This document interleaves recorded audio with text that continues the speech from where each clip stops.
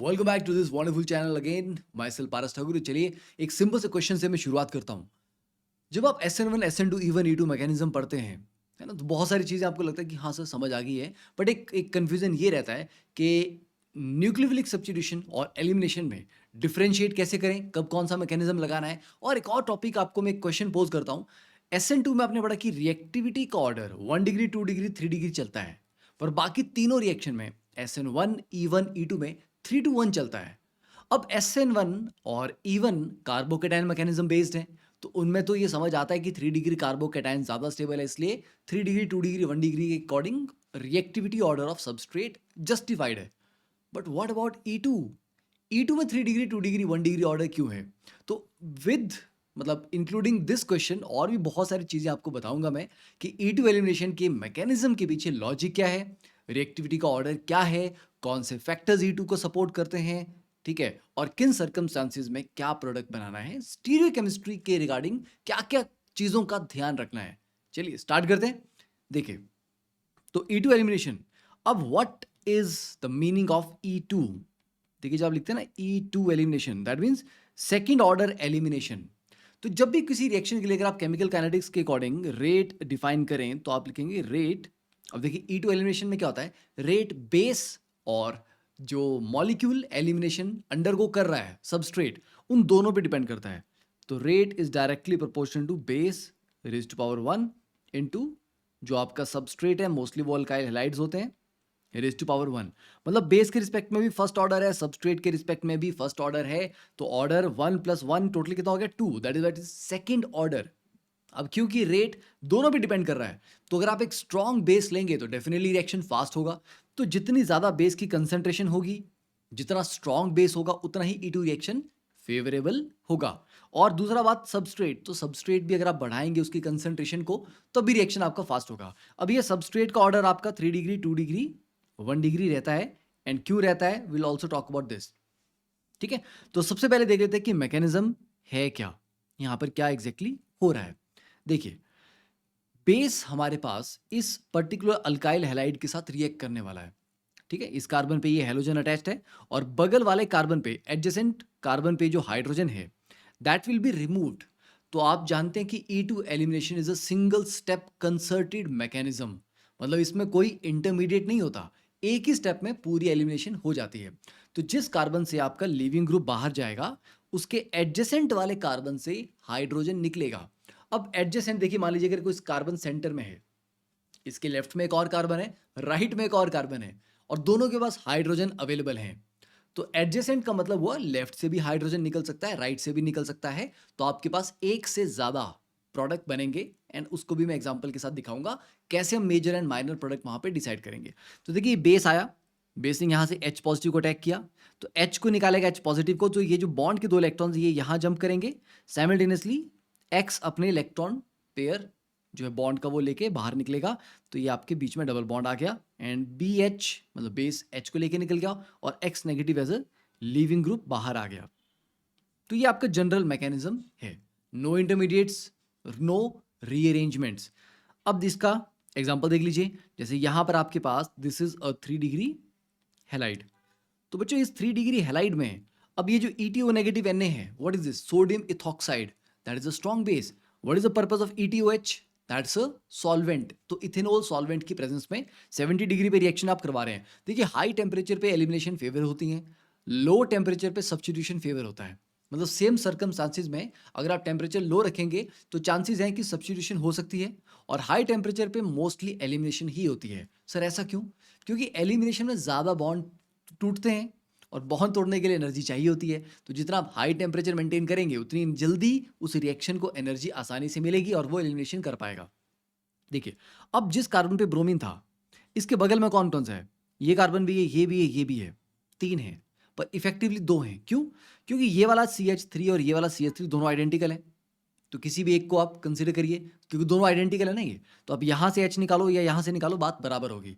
तो हम दो यूनिक पोजीशंस को मार्क करते हैं, एक यहाँ पे H होगा और एक यहाँ पे H होगा।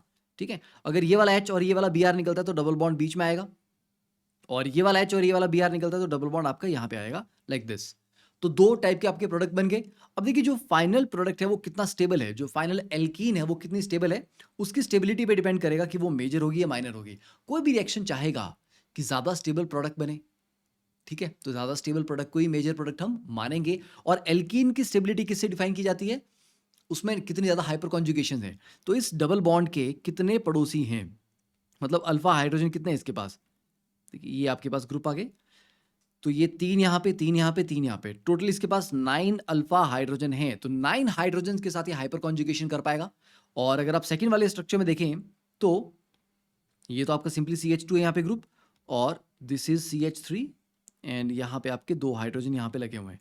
तो इस कार्बन के बगल वाले पे 2 यहाँ पे, 3 यहाँ पे, टोटल 5 अल्फा हाइड्रोजन्स हैं। तो ये उतनी ज़्यादा हाइपर कॉन्जुगेशन नहीं कर पाएगा, उतना स्टेबल नहीं है।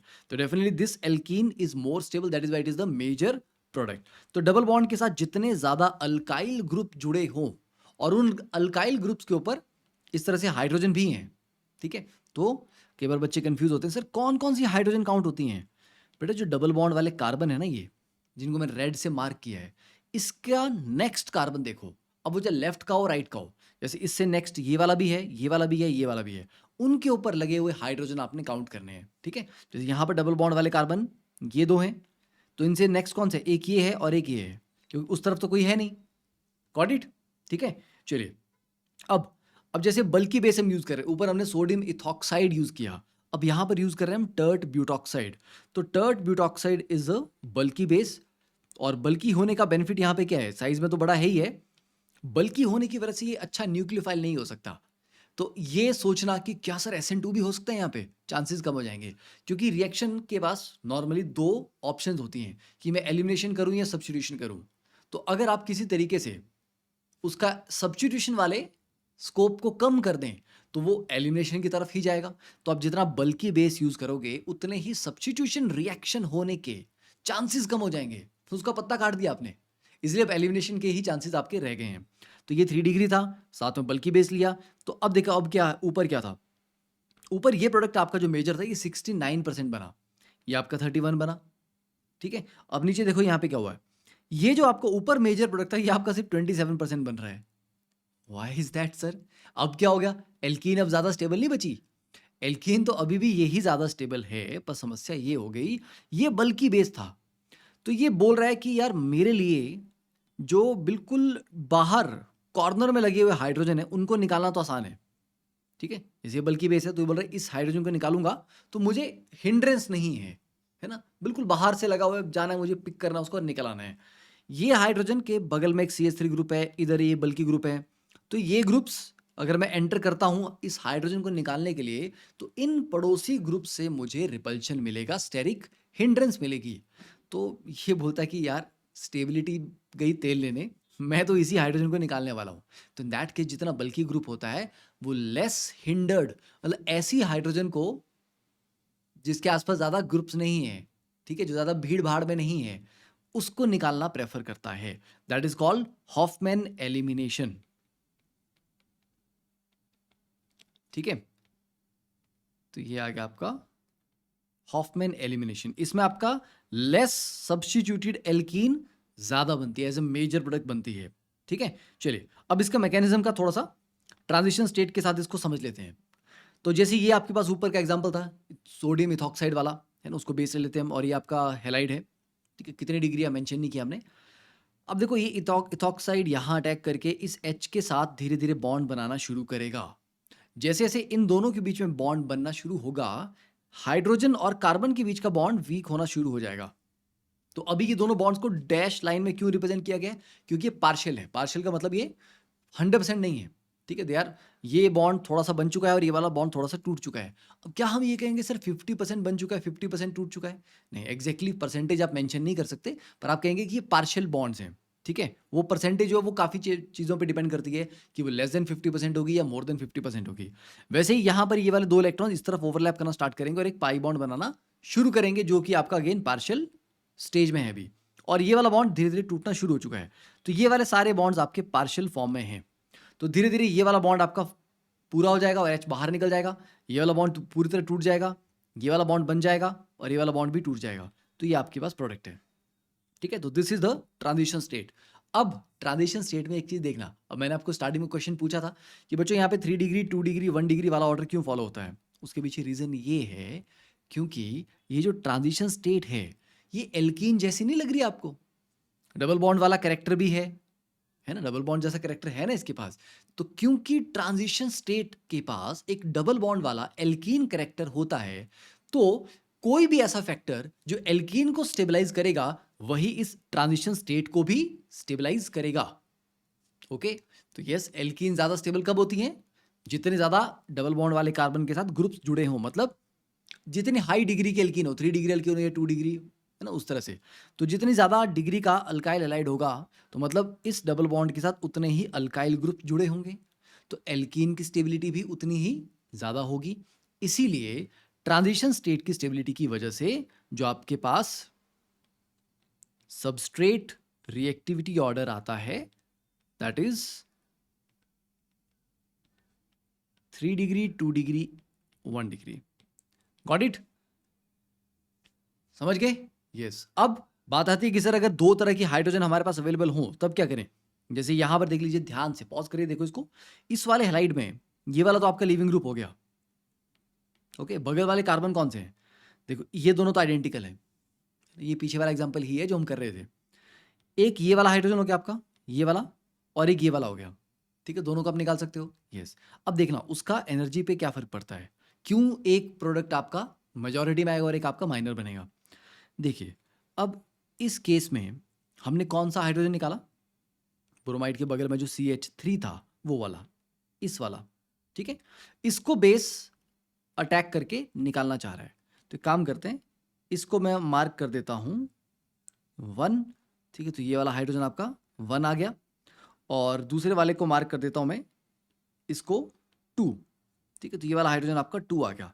तो देखो जब 1 वाले हाइड्रोजन को निकाल रहे हैं तो एनर्जी प्रोफाइल डायग्राम क्या है? ऊंचा है, मतलब एनर्जी ज्यादा चाहिए इस रिएक्शन को करवाने के लिए।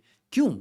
क्योंकि बच्चे 1 डिग्री हाइड्रोजन को निकालना ज्यादा मुश्किल होता है, 2 डिग्री को थोड़ा आसान होता है, 3 डिग्री को और भी आसान होता है निकालना। तो ईज ऑफ हाइड्रोजन एब्स्ट्रैक्शन के सबसे आसानी से कौन सी हाइड्रोजन निकलती है? 3 डिग्री की सबसे आसानी से निकलती है, फिर 2 डिग्री, फिर जाके 1 डिग्री। तो बच्चे ये वाला जो आपका हाइड्रोजन है ना, ये 1 डिग्री हाइड्रोजन है, इसलिए इसको निकालना मुश्किल था, तो इसका एनर्जी प्रोफाइल थोड़ा सा ऊंचा गया, तो रिएक्शन थोड़ा सा स्लो हो जाएगा।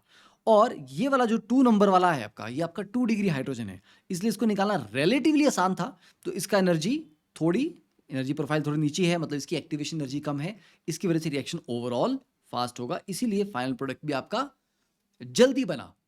अब आपके दिमाग में आएगा सर क्योंकि इसका एनर्जी कम है इसलिए क्या ये नीचे गया? नो, ये एनर्जी में नीचे गया क्योंकि ये वाली एल्कीन ज्यादा स्टेबल है। ओके, इस गैप का, ये वाला जो गैप है एक्टिवेशन एनर्जी, इस गैप का फाइनल एनर्जी से कोई रिलेशन नहीं है, क्योंकि final energy is a thermodynamic property जो फाइनल प्रोडक्ट के ऊपर डिपेंड करती है कि फाइनल प्रोडक्ट कितना स्टेबल है। और ये जो एनर्जी गैप है ये एक्टिवेशन एनर्जी है, तो ये सिर्फ ये बताएगा कि रिएक्शन कितना फास्ट हुआ। तो ये वाला रिएक्शन थोड़ा स्लो हो रहा था और ये वाला रिएक्शन फास्ट हो रहा था, ऐसा हो रहा था। ठीक है, समझ गए? तो फाइनल प्रोडक्ट जो ज्यादा स्टेबल है और जो फास्ट बन रहा है, ये दो अलग चीजें हैं। जो ज्यादा स्टेबल है वो थर्मोडायनेमिक प्रोडक्ट होता है, और जो फास्ट बनता है वो काइनेटिक प्रोडक्ट होता है। तो यहां तक की कहानी आपको आई थिंक थोड़ी बहुत क्लियर होगी। अब एक लास्ट पॉइंट स्टीरियोकेमिस्ट्री के बारे में इसकी बात कर लेते हैं। देखिए, स्टीरियोकेमिस्ट्री ऑफ E2 रिएक्शंस। अब आपने पढ़ा होगा कि E2 में एंटी कोप्लेनर ज्योमेट्री चाहिए होती है। तो एंटी कोप्लेनर ज्योमेट्री क्यों चाहिए होती है? देखो, ये आपका अगर हम न्यूमैन प्रोजेक्शन देखें अल्काइल हैलाइड का, ठीक है, तो ये आपका X लगा हुआ है आपका, this is your leaving group, and this is the hydrogen जिसको हमें रिमूव करना है, जिसको बेस आके रिमूव करेगा। देखो ये हाइड्रोजन और ये लिविंग ग्रुप कैसी पोजीशन में है? एक नीचे की तरफ और एक ऊपर की तरफ है, तो एंटी है एक दूसरे के, पर है सेम प्लेन में। सेम प्लेन में नहीं है तो एंटी कोप्लेनर, सेम प्लेन में रहते हुए पर एक नीचे की तरफ होगा और एक ऊपर की तरफ होगा। इसका बेनिफिट क्या है? देखो, इसको अगर हम 3D में देखें तो ये कुछ इस तरीके से दिखेगा। अब बेस को जब हाइड्रोजन को रिमूव करना है तो बेस अप्रोच करेगा, और एक्स आपका ऑपोजिट साइड है, पर x being a more electronegative group, उसके ऊपर पार्शियल नेगेटिव चार्ज होता है। ठीक है, तो देखो ये पार्शियल नेगेटिव नीचे की तरफ है, बेस ऊपर जो आ रहा है वो ऑपोजिट साइड में है, तो इन दोनों के बीच में रिपल्शन होने का कोई चांस है नहीं। तो बेस और ये दूर होने चाहिए, ऑपोजिट साइड पे होंगे तो रिपल्शन आपकी मिनिमाइज होगी और रिएक्शन आपका फास्ट होगा। ठीक है, तो इसलिए जब ये एंटी कोप्लेनर होते हैं तो रिएक्शन फास्ट होता है, ट्रांजिशन स्टेट आपकी स्टेबल होती है। अगर ये दोनों सेम साइड पे हो, सर कोप्लेनर तो यहाँ पर सिन है, एक्स भी ऊपर की तरफ है, एच भी ऊपर की तरफ है, दोनों सेम साइड पे हैं।